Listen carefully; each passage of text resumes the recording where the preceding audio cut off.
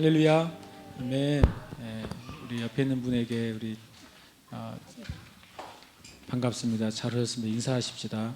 아멘. 우리 가족마다 있는 가족들끼리도 인사하십시다. 부산가정교회 형제자매들도 인사하시고. 아멘. 제주도가 32년 만에 기록적인 한파라고 나오죠. 그래서 제주지방 감리교회도 오늘부터 원래 그 사경회가 되어 있었습니다. 사경회 전면 취소. 아침에 전화가 왔어요. 서귀포 쪽에 있는 분들은 도저히 제주시로 넘어올 수가 없으니까. 그리고 문제는 강사 목사님이 못 와요. 비행편이 전면 결항. 그러니까 제가 내일 부산에 갈 수 있기를 부산가족께 기도해 주세요. 그래서 이런 32년 만에 32년 만이니까 도대체 몇 년이에요? 제가 15살 때 제주도 몇 년도입니까? 84년도 이후에 제주시 기준으로 제일 많이 온 날이라고 이렇게 방송이 나오더라고요. 그러면서 되게 또 그것 때문에 제가 오늘 아침에 이제 형제자매들에게 오늘은 우리가 온라인상에서 만나자고, 모니터 앞에서 만나자고. 아까 예배드리면서 그 생각을 했어요. 다윗 처음 춤을 추면서 뛰면서 각 가족마다 지금 뛰고 있겠지. 하나님이 보시기에 굉장히 재밌겠는데 속으로 그렇게 생각했어요. 제가. 아멘. 축복합니다. 우리가 주님 안에, 성령님 안에 있는 건 너무 좋은 것입니다. 성령님은 시간과 장소를 초월하여 계신 분이십니다. 그러나 또 우리가 함께 모여 예배드리는 것도 너무너무 귀하고 또 감사한 일입니다. 그래서 참 주님께 감사 찬양을 올려드립니다. 아멘. 다음 주 되면 굉장히 서로 할 얘기가 많을 것 같아요. 어쨌든 눈길을 헤치고 오신 분들은 와서 받은 은혜를 나누게 될 거고, 또 가정마다 예배드리는 분들은 또 가정마다 그 임하신 주님의 은혜에서 나누게 될 거고, 그렇죠.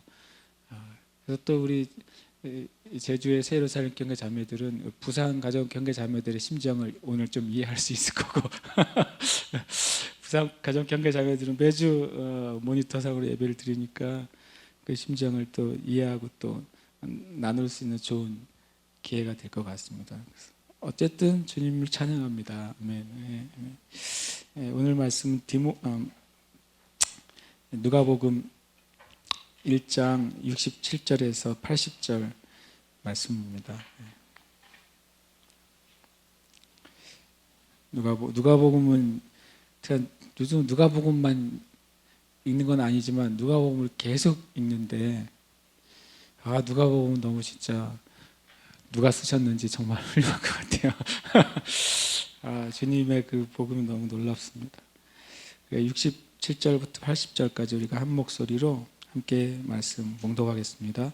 그 부친 사가랴가 성령의 충만함을 받아 예언하여 이르되 찬송하리로다. 주 이스라엘의 하나님이여 그 백성을 돌보사 속량하시며 우리를 위하여 구원의 뿔을 그 종 다윗의 집에 일으키셨으니 이것은 주께서 예로부터 거룩한 선지자의 입으로 말씀하신 바와 같이 우리 원수에게서와 우리를 미워하는 모든 자의 손에서 구원하시는 일이라.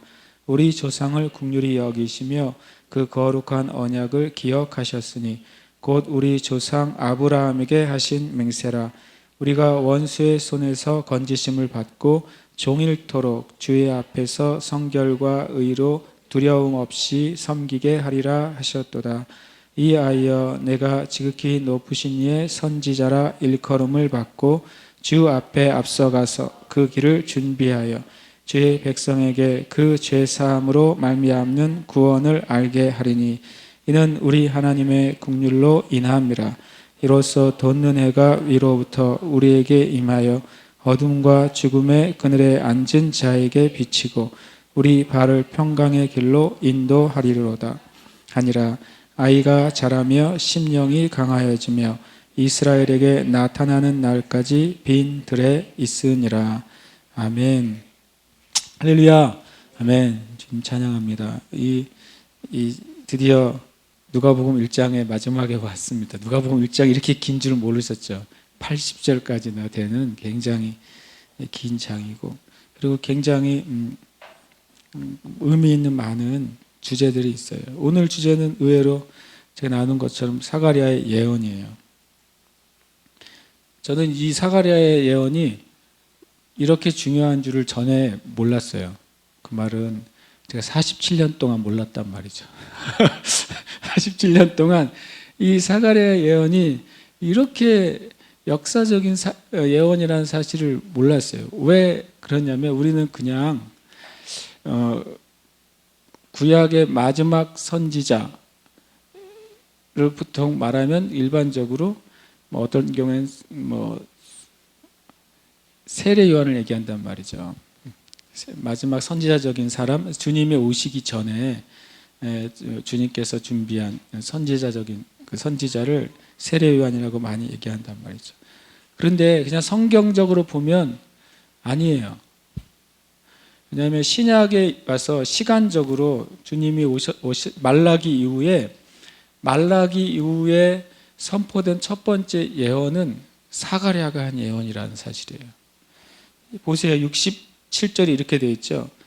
그 부친 사가랴가 성령의 충만함을 받아 예언하여 이르되. 누가복음 1장부터 여기까지 오기까지 물론 마리아도 예언적인 찬양을 했습니다. 그리고 또 엘리사벳도 예언적인 선포를 했어요. 다 성령의 충만해서 했어요. 그런데 그분들이 한 그 말과 노래 앞에 예언이라는 단어는 안 나와요. 그러니까 누가복음 1장에 누가복음에서 제일 먼저 나오는 예언이라는 단어는 이 누가복음 1장 67절이에요.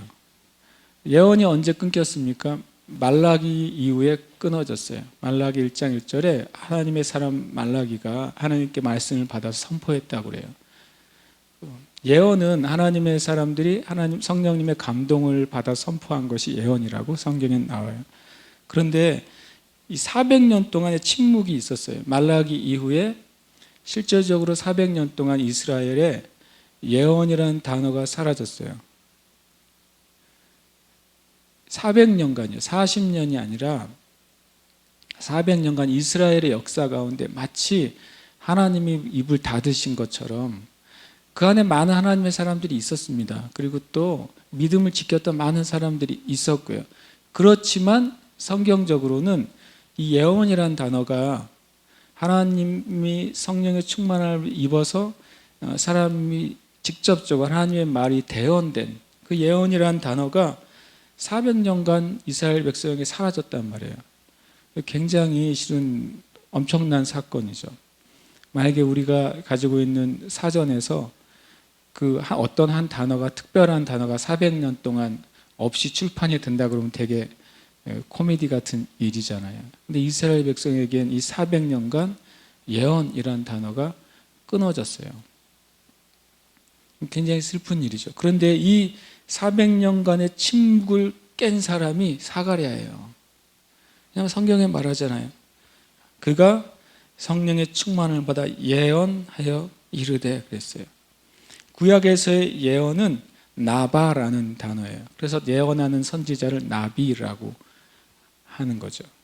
그 다음에 또 보는 선견자는 로에라고 하는 거예요. 구약에서의 하나님이 세우신 선견자는 두 종류가 있단 말이죠. 말로 하는 예언자들이 있고 주님께 보면서 하는 예언자들이 있었어요. 그래서 나비와 그 다음에 로에라고 두 개가 나누어져 있습니다. 사무엘은 선견자 사무엘이라고 되어 있어요. 그것은 나비가 아니라 로에라고 되어 있는 거예요. 우리 권노래 지사님이 왜 로에인지 아시겠죠? 그래서 선견자가 있고 그 예언자가 있습니다. 둘 다 선지자의 계통이지만 둘이 나눠져 있어요. 그러나 사가랴가 이때는 주님께서 그 입에 말을 넣어 주신 거예요. 대표적인 그 입에 말을 넣으셔서 예언한 선지자라고 한다면 예레미야가 되겠죠. 예레미야가 나는 아이입니다. 말할 줄을 알지 못합니다라고 주님께 울었을 때 내가 너의 입에 내 말을 넣어주겠다 이렇게 말을 하셨어요. 그래서 예레미야는 열방의 선지자로 그 사역이 시작되죠. 물론 예레미야에게 주님께서 선견자적인 역할을 하게 하실 때도 있었어요. 근데 진짜 대표적인 선견자는 예언자라고 나와 있긴 하지만 에스겔이에요. 에스겔은 그냥 끊임없이 봅니다. 그냥 계속 보면서 얘기합니다. 에스겔은 사람을 불러서 좀 우리식으로 하면 기타를 좀 치라고 한단 말이죠. 기타를 쫙 치는 순간 영이 확 임해요. 그리고 보여주신단 말이죠. 에스겔은 구약에서 가장 선견자적인 메시지가 제일 탁월하다고 할 수 있어요. 그런데 이 구약에서 이 나바고 신약에서는 프로페티오라고 합니다. 그래서 우리가 이제 프라펫이라고 해서 선지자란 말 일반적으로 쓰는데 프로페티오라는 헬라어가 여기에 쓰여졌어요. 그것이 선지자, 선포하는 자 또는 하나님의 말씀을 신탁으로 얘기하는 자라는 뜻이에요. 그러니까 실제적으로 신약에 와서 첫 번째 예언자, 첫 번째 선지자는 놀랍게도 사가랴예요. 그래서 제가 이 사가랴 예언이 그렇게 중요한 줄을 47년 만에 알았다니까요. 진짜로 정말 영직하게 알았고 그 다음에 사가랴 예언이 놀라운 사실 하나 발견했어요. 제가 그 주보에 보시면 주보 3면에 보시면 다 가족교마다 주보 올려드렸죠. 3면에 보시면 설교 메모란에 제가 두 줄을 적어놨어요. 시대를 향한 예언, 세례 요한을 향한 예언이 있어요. 보시면 68절에서 75절까지는 이 시대 전체를 향한 사가랴의 예언이에요. 400년간의 마치 멈춰 있었던 것 같은 하나님의 역사가 이스라엘 백성에게는 하나님의 역사의 그 수레바퀴가 멈춰 있었는데 이 사가랴의 예언으로 마치 멈춰 있었던 하나님의 역사가 굴러가기 시작하는 거예요. 그것이 68절에서 75절까지의 선포입니다. 새로운 시대가 선포되는 것을 사가랴를 통해서 시작하셨어요. 그 새로운 시대가 선포되고 또 새로운 시대를 선포하는 사람이 누구예요? 이 세례 요한이에요. 세례 요한에 대한 예언이 76절에서 79절까지예요. 76절에 보면 이 아이여, 자기 아들이지만 자기 아들임에도 불구하고 하나님의 그 영이 임해서 자기 아들을 향해 예언하는 거죠. 여러분, 아버지가 자녀를 향해 예언해야 돼요. 부모가 자녀를 향해 예언해야 돼요. 기도팀에게 기도를 받으러 오기 전에 부모님이 먼저 예언을 하세요. 하늘을 놓고서 그게 정말 놀라운 선포가 되잖아요. 보시면 첫 줄이 멋있어요. 이 아이여, 네가 지극히 높으신 이의 뭐라고요? 선지자라 일컬음을 받을 것이다 라고 말해요. 지극히 높으신 이, 하이스트라고 되어 있는데 하나님이세요.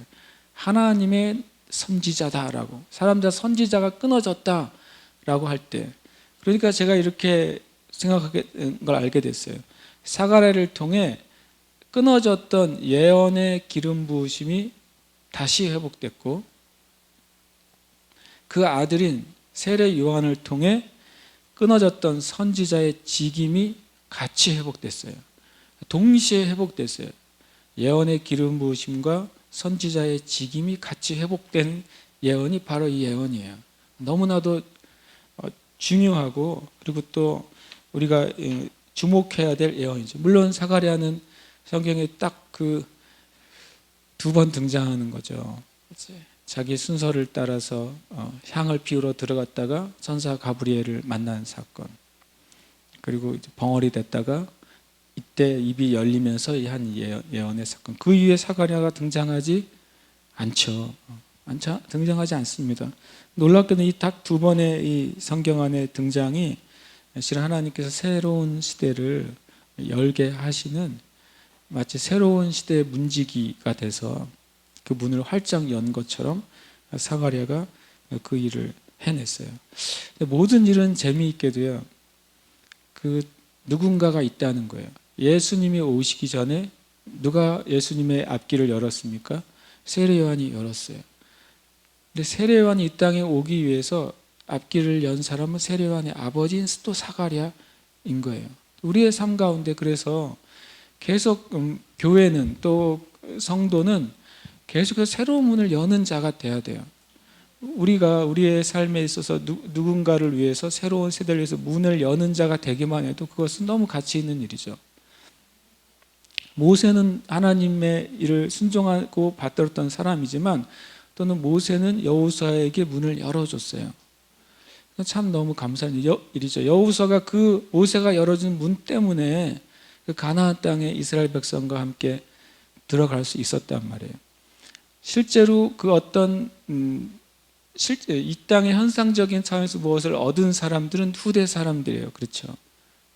그러나 하나님 나라에서는 하나님 나라의 공로의 차원에서는 문을 여는 사람이 굉장히 존귀하게 여김을 받을 것입니다. 우리가 다 아는 것처럼 어느 나라에나 뿌려진 순교의 피가 복음의 문을 열지 않습니까? 그러나 그 복음의 문이 열린 다음에 실제적으로 그 나라와 민족의 교회가 세워지고 하나님의 역사가 부흥이 일어난 것을 맛보는 것은 후대의 사람들이죠.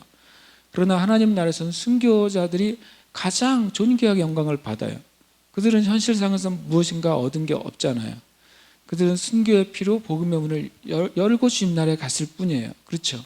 그들이 얻은 것은 없어요. 그런데 놀랍게도 하나님 나라에서는 가장 영광스러운 대우를 받아요. 사가랴가 어떻게 인생을 마감했는지 성경에 나와 있지는 않아요. 그러나 세례 요한, 예수님의 시대를 열었던 세례 요한이 어떻게 생을 마감했는지는 알죠. 그 예수님을 위한 문을 열었고 예수님을 위해 자신이 쏟아진 피가 됐어요. 주님이 온 세상의 영혼들을 위해서 그 피를 쏟기 전에 놀랍게 주님이 온 세상을 위해서 피를 쏟으셨잖아요. 가장 가치 있는 피잖아요. 가장 강력한 피, 가장 능력 있는 피예요. 근데 그 주님을 위해서 피를 쏟은 사람이 있는 거죠. 세례 요한이잖아요. 그러니까 주님이 사람이 여자가 낳은 나 중에 제일 위대하다 그랬어요. 가장 위대하신 주님의 그 십자가의 길을 자기의 피로 연 사람이잖아요. 누가 그렇게 했어요? 물론 그 전에 많은 순교자들이 있습니다. 많은 하나님의 문들을 열었던 사람들이 있지만 그 주님의 문을 열었던 세례 요한이 얼마나 존귀합니까? 그것을 자기의 생명으로 열었어요. 이게 참 하나님 나라에서 그래서 세례 요한이 그래서 주님께서 존귀하다고 하나님 이 땅에서 가장 여인 난 자 중에 가장 존귀하다고 말했어요. 그래도 하나님 나라에 우리가 들어간 하나님의 백성은 그 세례 요한이 이 땅에서 얻을 수 있는 존귀함보다 더 크다고 말씀하시는 거예요. 하나님 나라의 영광은 이 땅에서 가장 아름답고 가장 존귀한 영광보다 훨씬 더 존귀합니다. 하나님 나라에 들어가는 것만도. 그래서 우리가 내가 하나님 나라의 백성이 되었다는 사실, 내가 영생을 소유한 하나님 나라의 백성이 되었다는 사실만으로도 다른 은혜가 아니어도 그 은혜만으로도요 우리의 일평생 주님을 찬양해도 부족합니다. 진짜로 부족해. 우리가 그래서 기도해야 돼요. 주님, 제가 구원받은 은혜를 그 구원의 가치만큼 알게 해주세요. 우리가 다 몰라요. 내가 구원받은 가치를 우리가 모르는 거죠. 이 영생이란 가치가 얼마나 큰지를 정말 하나님 나라에 가서 알겠죠.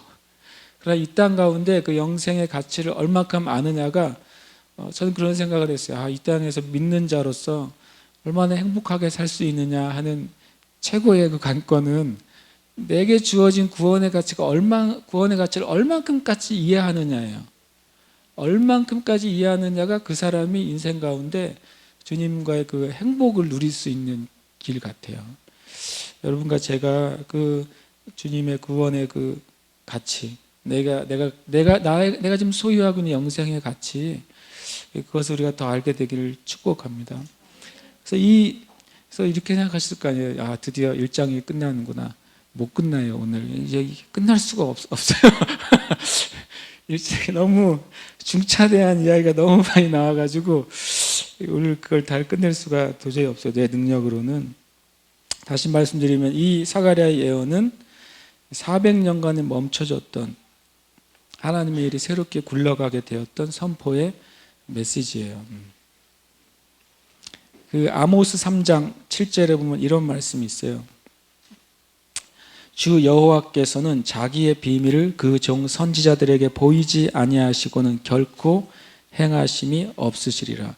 주님께서 어떤 사람에게 그 입술에 하나님의 말씀을 예언적으로 선포하셨다는 의미는 뭐냐면 새로운 문이 열렸다는 것이고, 또 하나는 하나님의 어떤 계획이 있다는 것을 실은 전제로 하고 있는 거예요. 주 여호와께서 자기의 비밀을 그 종 선지자들에게 보이지 아니하고는 결코 행하심이 없으세요. 그러니까 사가랴에게 어떤 새로운 400년 만에 예언이 선포된 것은 주님이 새로운 일을 시작하셨구나, 그거를 보여주는 거예요.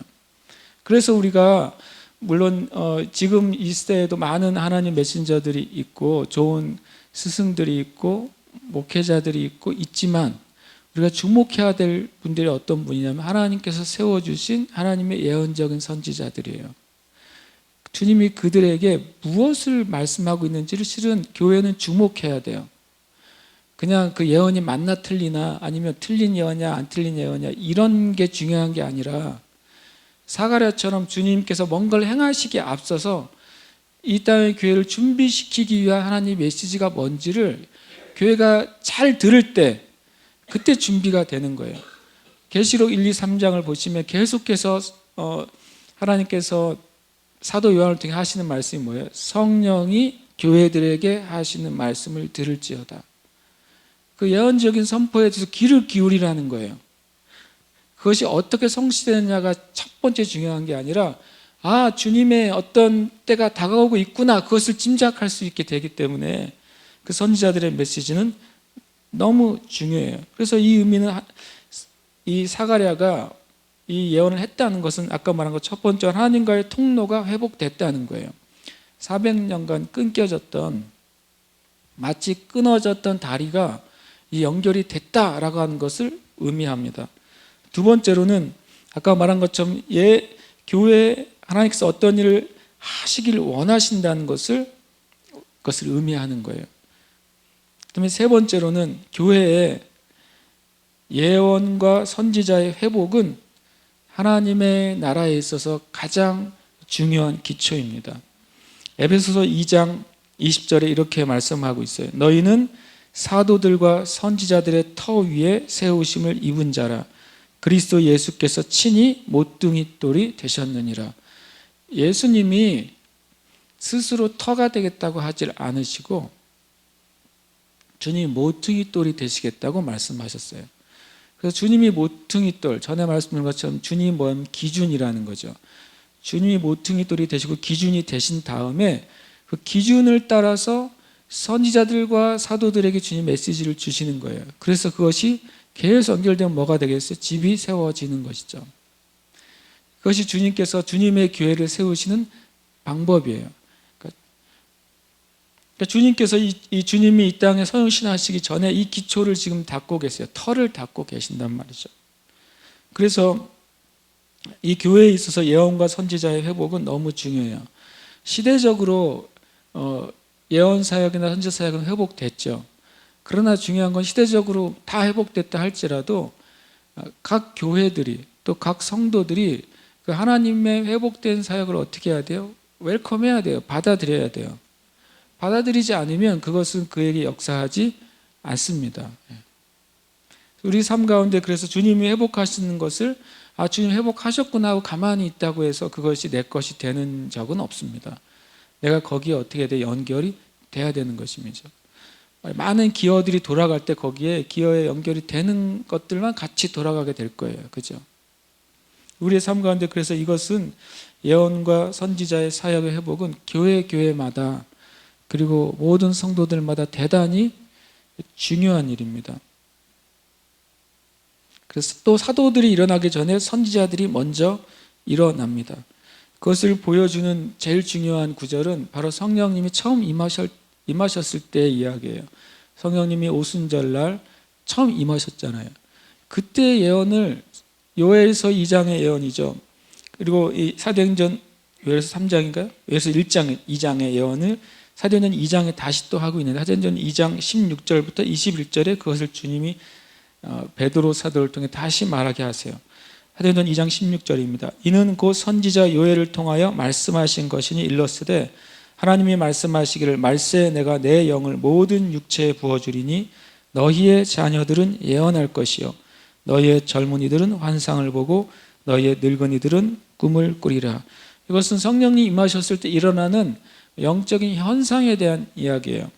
이때 17절에 모든 육체에 부어주리니 너희 자녀들이 예언하고 환상을 보고 꿈을 꾼다고 해서 그들이 다 이 예언의 사역, 꿈의 사역, 환상의 사역을 하겠다는 것은 아니에요.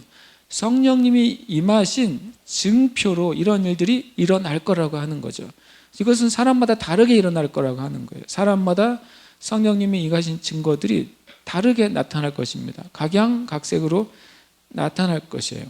그런데 그 다음 절 18절에는 다른 또 차원이 나와요. 그때는 뭡니까? 내가 내 영을 모든 육체에 부어주고 예언과 환상과 꿈이 성령님이 임함과 함께 이 땅 가운데 풀어질 그때 내가 주님이 다시 또 한 가지를 시작하겠다는 거예요. 그것은 내가 내 영을 내 남종과 여종들이라고 표현하고 있어요.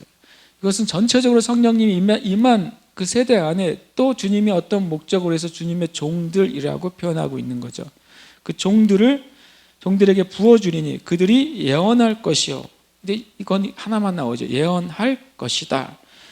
또 내가 위로 하늘에서는 기사를 아래로 땅에서는 징조를 베풀리니 곧 피와 불과 연기로다. 전에 제가 말씀드렸죠. 피와 불과 연기는 하나님의 세 가지 사역을 말해요. 피의 사역, 그건 예수 그리스도의 보혈의 사역이에요. 불의 사역, 그건 성령님의 불의 사역이에요. 그 다음에 연기의 사역, 그것은 하나님의 임재와 하나님의 영광의 사역입니다. 그래서 이 땅 가운데 하나님의 그 부흥이 시작될 때는 이 세 가지가 한꺼번에 나타나게 될 것입니다. 왜냐하면 과거에 이 땅 가운데 대각성이 일어날 때에는 첫 번째 대각성은 주로 피해 사역만 일어났어요. 그래서 그것을 뭐라고 하면 회심하는 거예요. 사람들의 말씀을 듣고 회심하는 사역이 과거에 이 세대에 주었던 그 사역들이에요. 우리나라 평양 대부흥도 뭘로부터 시작됐어요? 회개로부터 시작됐단 말이죠. 자기가 자기 죄를 공개적으로 회개하면서부터 성령님이 임하셨단 말이에요.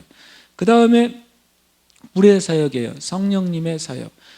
1900년대 중반쯤부터 오순절 사역이 시작됐어요. 전 세계적으로. 성령님이 직접적으로 역사하시기 시작하셨죠. 치유가 일어나고 축사가 일어나고 이 세대 가운데 그전에 들어보지 못했던, 그래서 수많은 사역들이 이단으로 정제됐잖아요. 왜냐하면 그동안에 로마 시대 이후에, 가톨릭 이후에 수백 년 동안 한 번도 일어나지 않았던 일들이 짧은 동안에 전 세계 각지에서 일어나기 시작했으니까 당연히 이 땅의 그리스도인들이 그를 한 번에 받아들일 수가 없었어요.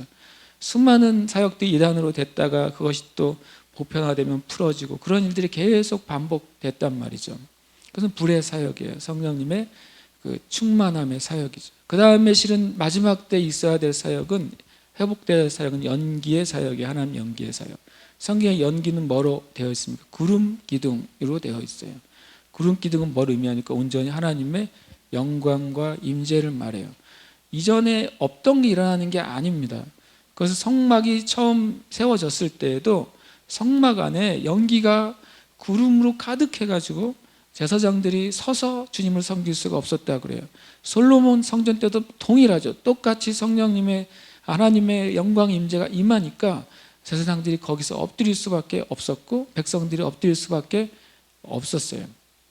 그래서 이 피와 불과 연기의 사역이 이 세대가 동시에 일어날 것입니다. 동시에 이것은 이제 이 세대 주님께서 허락하실 부흥에는 분명히 회심과 함께 성령의 권능과 함께 하나님의 임재가 같이 임할 거예요.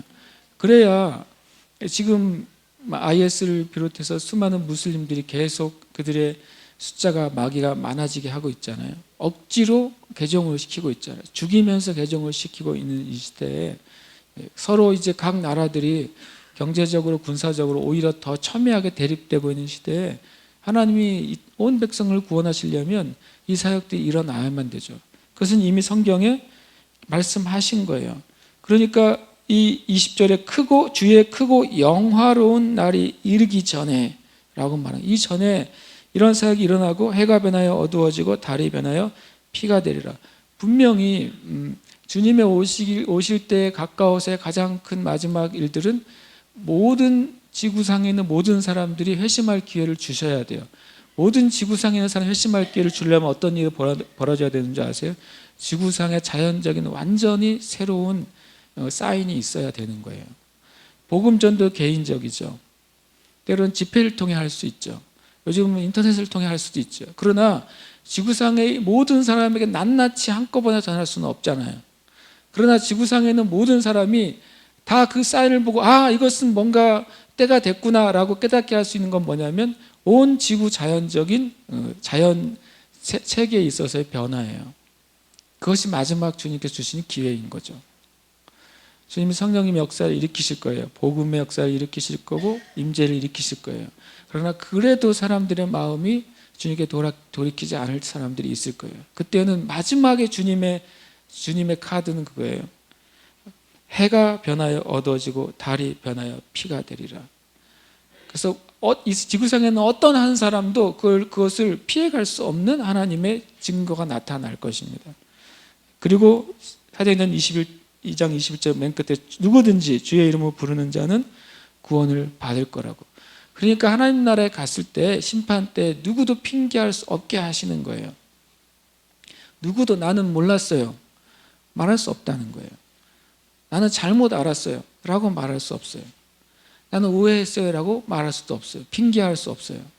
하나님은 공의로우신 분이에요.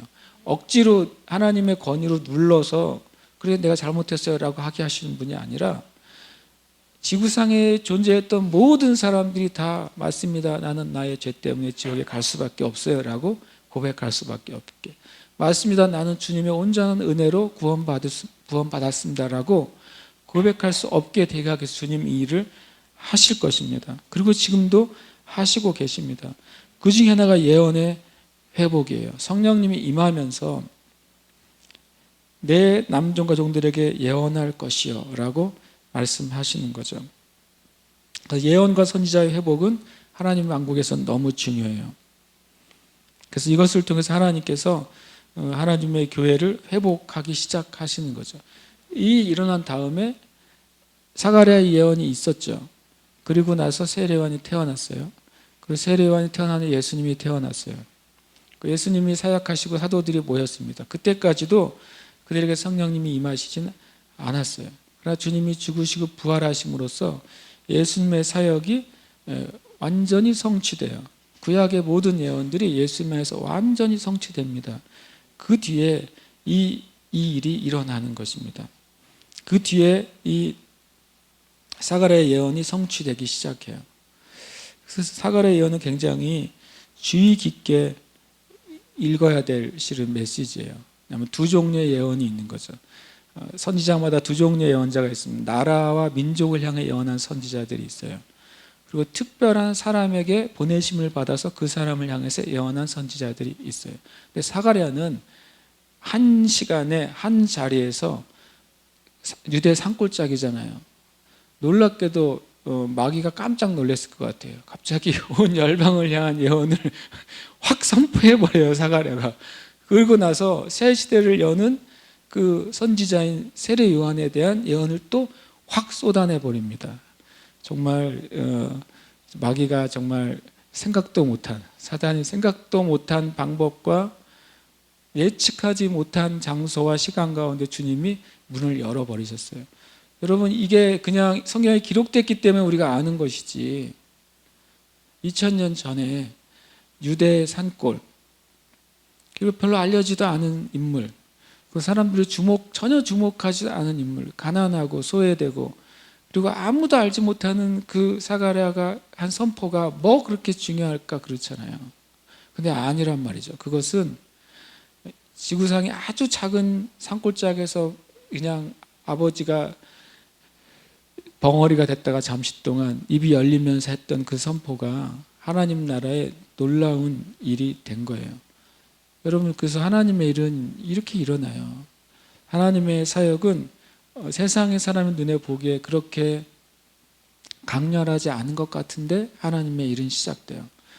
세상 사람들이나 심지어는 이 땅의 교회들도 주목하지 않는 교회, 주목하지 않는 하나님의 종, 주목하지 않는 어떤 성도, 주목하지 않던 어떤 지역, 그곳에서부터 시작하실 것입니다. 왜냐하면 하나님은 늘 그러셨어요.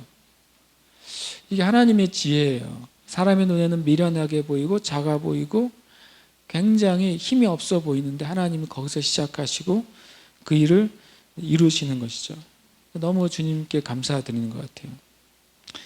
거꾸로 이제 맨 마지막 절을 볼게요. 아직 이 예언은 건드리면 안 돼서 79절 되는 거 80절. 80절에 보시면 이렇게 되어 있습니다.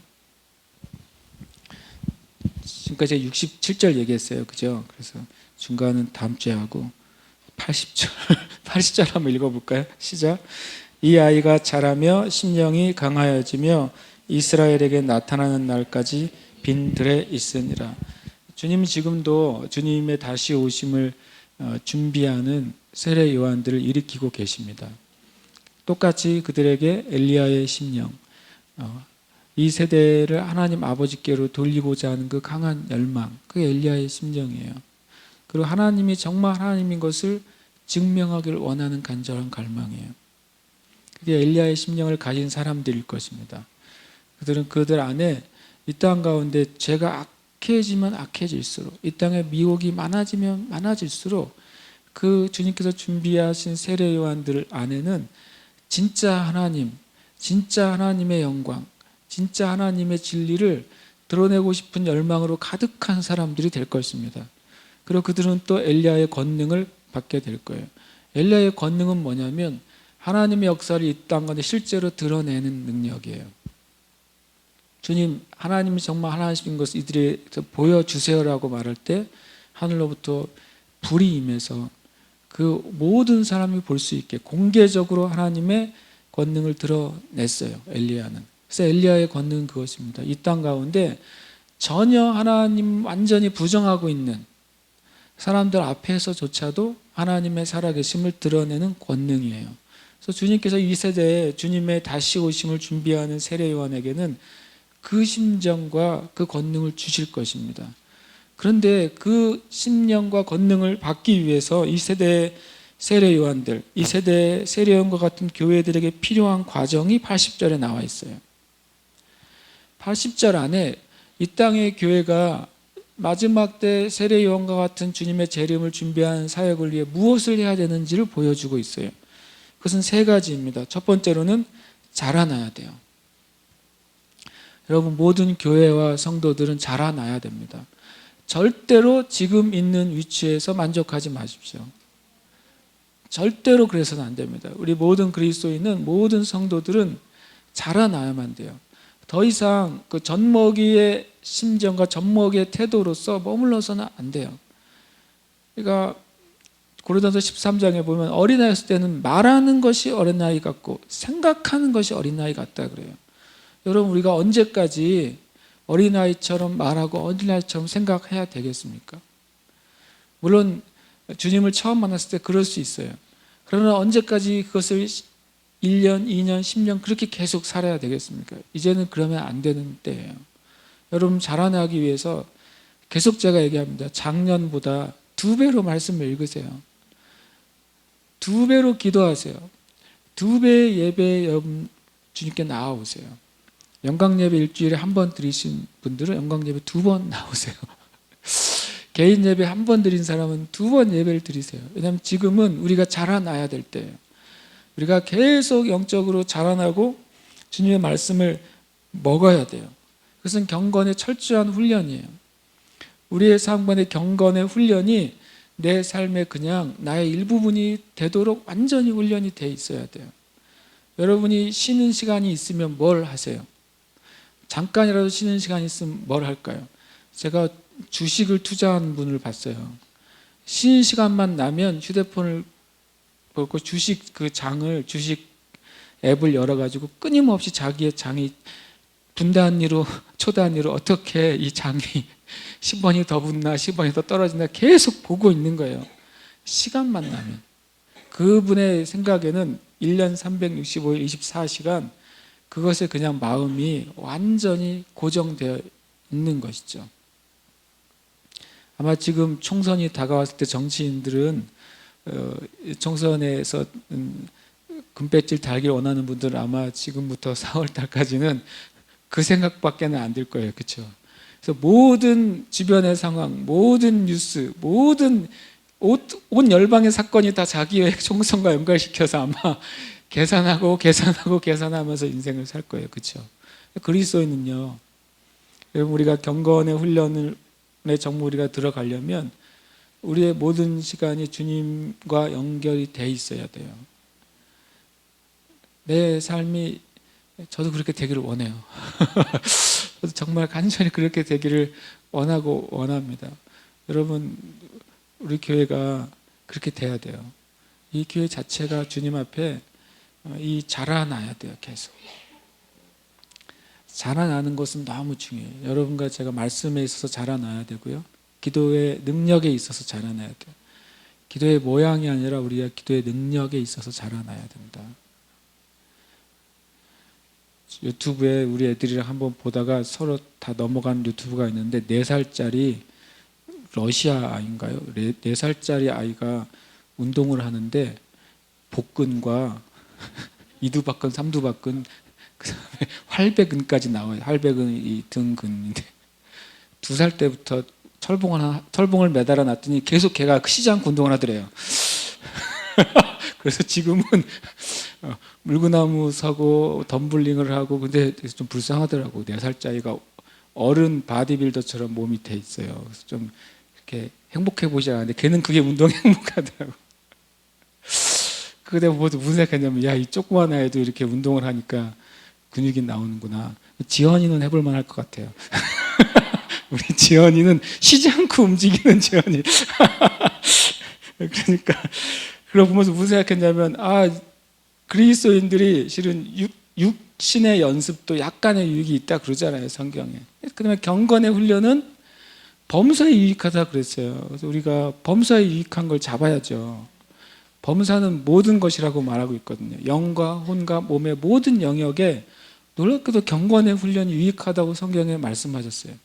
쉽게 말하면 범사에 유익하다고 그랬으니까 건강하려면 경건 훈련을 하세요. 성경적으로 보면, 그죠? 여러분의 사업이 잘 되려면 경건의 훈련을 하세요. 범사에 유익하다고 그랬잖아요. 공부 잘하려면 경건의 훈련을 하세요. 범사에 유익하다고 그랬어요. 저 주님의 말씀을 정말 그대로 믿습니다. 내가 건강하게 오래 살려면 저는 헬스장에 안 가고 경건의 훈련을 더 할 거예요. 제가 과거 헬스장에 대한 상처가 있어요. 3달치를 싸게 준다고 끊었어요. 그리고 3일 가고 안 갔어요. 근데 헬스장이 어디 있었냐면 우리 교회 위에 위층에 있었어요. 사모님이 웃잖아요. 전에 기도의 집 시절에 제가 끊었단 말이죠. 3개월.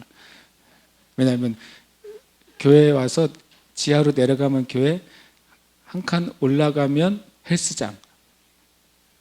근데 3일 하고 안 갔다니까요, 내가. 그래서 나는 일단 내 스스로는 육신의 훈련도 나에겐 전혀 유익이 없어요. 그래서 나는 경건의 훈련으로 승부를 봐야 되는 사람이에요. 아직 훈련이 전혀 안 돼 있으니까. 전 그 말씀에서 너무 주님께 감사했어요. 경건의 훈련은 범사의 유익이 있다고 그랬잖아요. 그럼 여러분에게 질문할게요. 여러분의 삶 가운데 경건의 범사의 유익을 주는 경건의 훈련 얼마나 하고 계세요? 경건의 훈련이 다른 게 아니라 우리의 영을 훈련시키는 것이죠. 뭐로요? 말씀으로, 또 주님과 만나는 깊은 기도로, 그리고 주님을 찬양한 예배예요. 되게 단순하잖아요. 교회 다니는 사람이 끊임없이 듣는 단어 3가지. 말씀과 기도와 예배예요. 이거는 그냥 호흡인 거죠. 그걸 교회의 사역이라고 말해도 안 돼요. 그냥 그것은 우리의 삶이니까 여러분과 제가 자라나야 돼요. 저는 이 단어가 되게 저에게 제 심령에 와닿았어요. 아이가 자라며.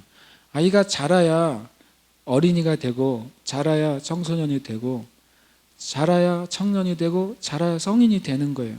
멈춰 있어서는 절대로 안 됩니다. 여러분이 결심하셔야 돼요. 내 삶에 자랄 것이다. 2016년에 난 계속해서 자랄 것이다. 2번째로 뭐라고 되어 있냐면 심령이 강하여지며. 이 심령이라는 단어가 여기에 등장해요. 심령. 이게 심령이 영입니다. 우리의 영을 말해요. 그 영 안에서 그가 강해졌다고 하는 거예요. 진짜 강한 사람은 몸이 강한 바디빌더들이 강한 것도 아니고 정신력이 강한 어떤 사상가들이 강한 게 아니라 그의 영이 강한 사람이에요. 그 심령이 아주 강한 사람, 그 사람이 진짜 강한 사람이에요. 근데 그 사람은 마귀가 절대로 이길 수 없습니다. 근데 이것은 되게 재미있게도 처음에 잘하는 것이 그 두 번째 심령으로 강해지는 것이 전제라는 거예요. 심령이 강해지는 것은 성령으로 충만하게 된 상태를 말합니다. 또 심령이 강해진다는 것은 성령님의 기름 부음이 거기에 있다는 것을 의미해요. 그래서 우리는 그것을 계속 추구해야 돼요. 우리가 이 성령 경건의 훈련을 계속 해가면서 내가 성령으로 충만해지기를. 성령 충만하지 않고 잘한 사람은 당연히 교만해질 것입니다. 왜냐하면 경건 훈련을 많이 하면 할수록 기도도 잘할 거고 그렇잖아요. 경건 훈련을 많이 하는 사람이 말씀도 잘할 거예요. 그러나 성령으로 충만해진 사람은 더 겸손해질 거예요. 그러나 성령으로 충만해지지 않은 사람은 자기가 잘한 만큼 교만해지겠죠. 잘한 만큼 다른 사람을 낮게 보겠죠. 그러나 성령 안에서 강해진 사람만이 진짜로 주님 앞에 준비되는 것입니다. 그 다음에 세 번째 단계는 뭐냐면 이스라엘에게 나타나는 날까지 빈 들에 있으니라. 제일 어려운 것 중에 하나예요. 빈 들에 있는 거예요. 빈 들에 머무는 시간. 예. 빈 들에 머무는 시간이 하나님께 주어진 시간이죠. 내가 그것을 가늠할 수 없단 말이죠. 모세에게는 그 시간이 주어졌어요. 그냥 40년이라는 광야의 시간이 그냥 주어졌어요. 모세가 계획한 것 아닙니다. 그죠? 이때쯤 40년 됐으니까 이제는 기지개를 펴고 나가봐야지. 이 땅의 정신들 되게 재미있잖아요. 선거에 떨어지면 뭐 정치 은퇴 선언하고 집거에 있다가 분위기 싹 봐서 분위기 되면 다시 나오잖아요. 세례요한이 그런 거 아니란 말이에요. 모세가 그런 거 아니란 말이죠. 주님이 그를 거기에 그냥 두셨어요. 죄송하지만 어쩌겠어요. 있어야지. 심지어 예수님도 세례를 받으신 후에 성령이 광야로 예수님을 몰아갔다고 돼 있어요. 드라이브 아웃. 아예 그냥 몰아가 버리셨어요. 거기에 그냥 두셨어요. 사도 바울도 다메섹에서 주님을 만난 다음에 성령님이 그를 갈라디아서 뭐라고 말할까? 내가 혈육과 의논하지 않고 아라비아로 가서 3년 있었대요. 그것은 말은 뭐냐면 하나님을 거기에 두셨단 말이에요. 그냥. 하나님의 목적이 있죠. 하나님의 때가 있어요. 한편으로는 또 주님의 보호하시는 때예요.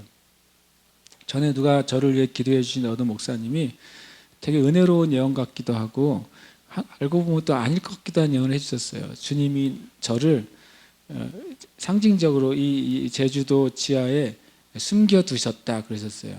굉장히 은혜로운 말이 숨겨두셨다. 은혜로운 말인데 거꾸로 뒤집으면 그냥 계속 숨어 있어야 돼요.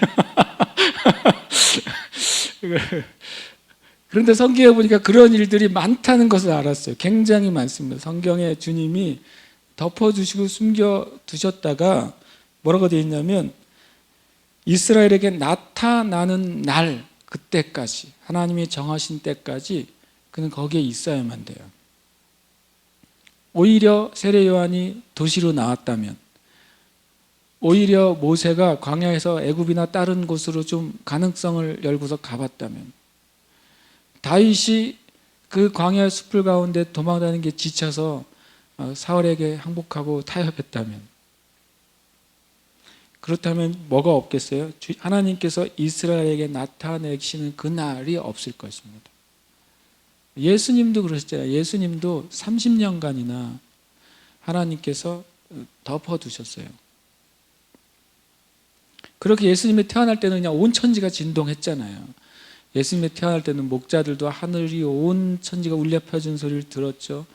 그냥 예루살렘이 뒤집어졌잖아요.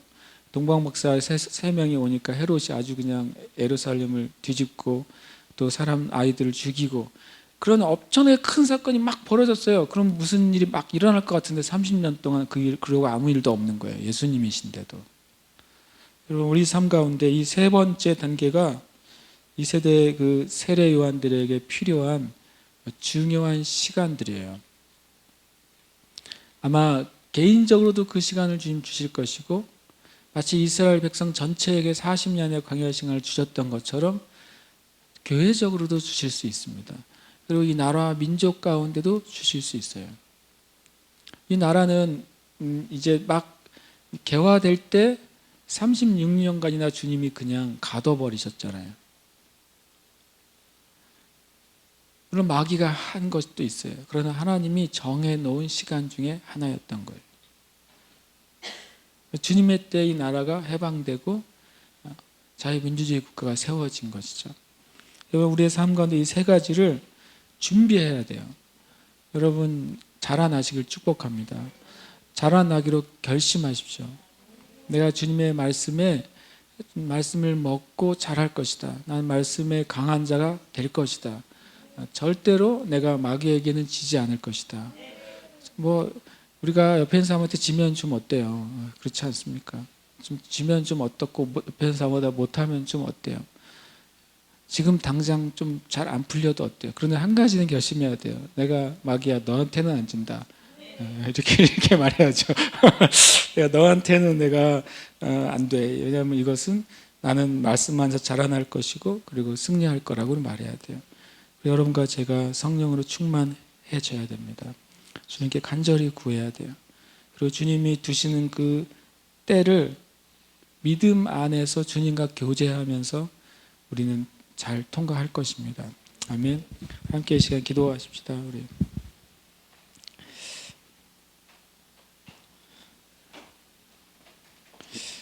이 세 가지를 여러분 주님 앞에 우리가 좀 고백했으면 좋겠어요. 하나님, 저는 지난날보다 더 주님의 말씀 안에서 자라날 것입니다. 주님, 저도 자라날 것입니다. 우리의 가족도 자라날 것입니다.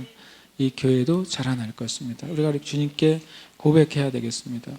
그리고 또 여러분 가정교회들을 위해서도 기도해 주세요. 5개의 가정교회가 자라날 것입니다. 그리고 성령으로 충만하게 될 것입니다. 그리고 주님 앞에, 주님 이렇게 말해야 돼요. 주님, 저는 주님이 주신 이 빈 들을 피하지 않습니다. 저는 오히려 주님과 더 깊이 만나는 최고의 시간이 될 것입니다. 저는 주님 앞에서 온전하게 준비되는, 충분히 준비되는 시간이 될 것입니다. 주님을 찬양합니다. 우리가 주님 앞에 이 시간 기도하기로 함께 기도하겠습니다. 하나님, 주님의 이름 찬양합니다. 주님.